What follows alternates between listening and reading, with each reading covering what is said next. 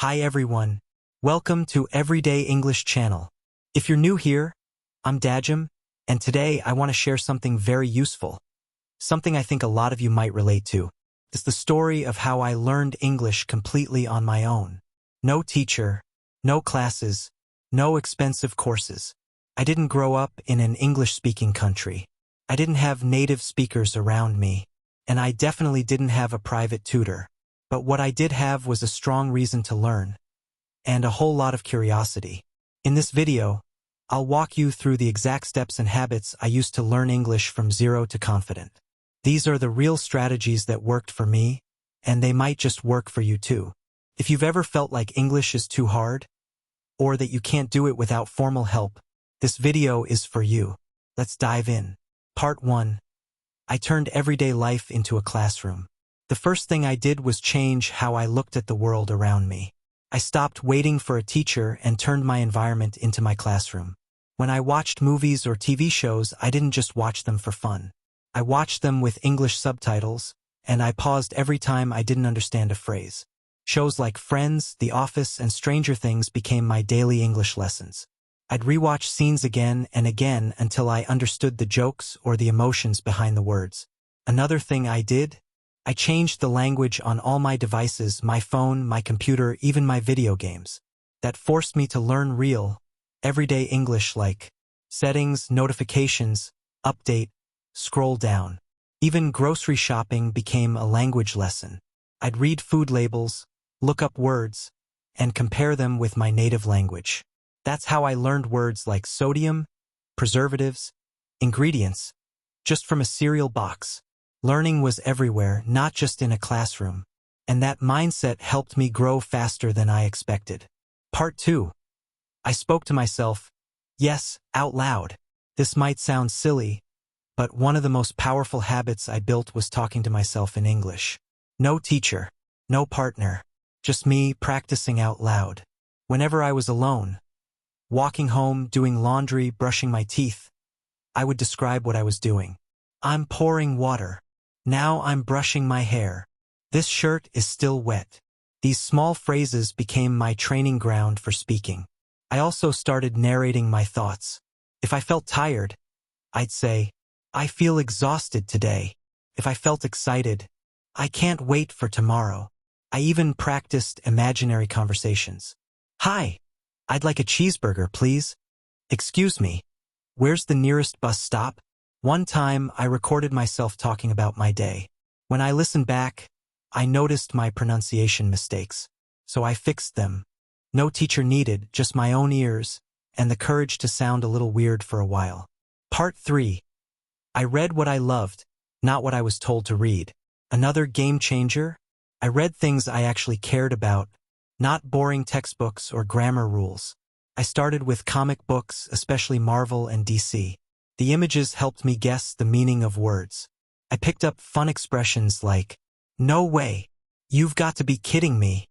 Then I moved on to song lyrics. I listened to my favorite artists, Ed Sheeran, Taylor Swift, BTS, and read the lyrics while listening. I translated the lines, wrote down new words, and even sang along. It taught me rhythm, slang, and pronunciation. Later, I read blogs, fanfiction, and travel reviews. These were full of real, casual English, the kind people actually use, and I always had a notebook with me. I wrote down interesting phrases and tried using them in my own writing or speech. That notebook became my personal dictionary. Part 4. I listened like my life depended on it. Before I could speak English well, I had to train my ears.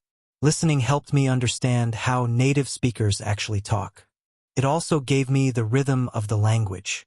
I listened to podcasts like The English We Speak, ESL Pod, and Luke's English Podcast. Even when I barely understood anything, I'd listen while walking, cleaning, or right before bed. At first, it felt impossible. But little by little, the words started to make sense. I shadowed the speakers. I repeated what they said. I copied their intonation. Music also helped. I'd listen to the same song over and over, then find acoustic or slowed-down versions. I probably listened to Someone Like You by Adele 100 times, just to hear how she pronounced emotions. I also watched YouTube channels like English with Lucy or Speak English with Vanessa. I'd slow the video, turn on captions, and repeat sentences until I got them right. Part 5. I wrote every day and it changed everything. Writing became the secret weapon in my English journey. It helped me think in English and organize my thoughts clearly. I started with daily journaling, just 5 to 10 minutes every night. I wrote about my day, my feelings, and my plans for tomorrow. I didn't worry about grammar. I just wrote freely. Then I started writing Instagram captions and leaving comments in English. That helped me learn to write short, natural sentences. Later, I started blogging, writing book reviews, travel dreams, and personal stories. No one really read it, but it didn't matter. I was practicing sentence structure, transitions, and tone. Sometimes I even translated my favorite poems from my native language. That made me think deeply about word choices and meaning. Over time, writing helped me feel confident writing emails, resumes, and even filling out forms. Part 6. I used AI and online tools to learn smarter. No teacher, no problem. I had the internet and I used it as my personal classroom. I used ChatGPT to practice conversations and ask grammar questions. One time I asked, "What's the difference between say and tell?" It gave me clear examples that I still remember today. I used Grammarly to catch spelling and punctuation errors. Hemingway Editor helped me fix long, confusing sentences. I joined Reddit and Quora, where I read how native speakers express opinions. That's where I learned words like nuance, context, and articulate just by reading. I also used Duolingo and HelloTalk to connect with other learners and chat with real people. So no, I didn't have a teacher, but I had tools and I knew how to use them with purpose. Final thoughts and a call to action. So here's the truth. You don't need a teacher to learn English. What you need is commitment, creativity, and a willingness to sound a little weird sometimes.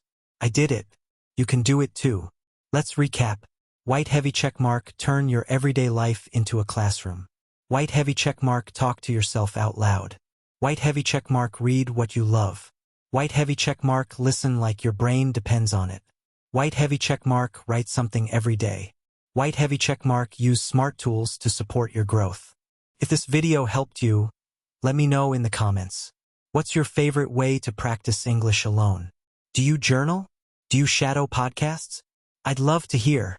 And if you want more tips on language learning, study hacks, or life advice, don't forget to like, subscribe, and share this video with someone who's learning English too. Thanks for watching. Keep learning, stay curious, and I'll see you in the next one. Much love.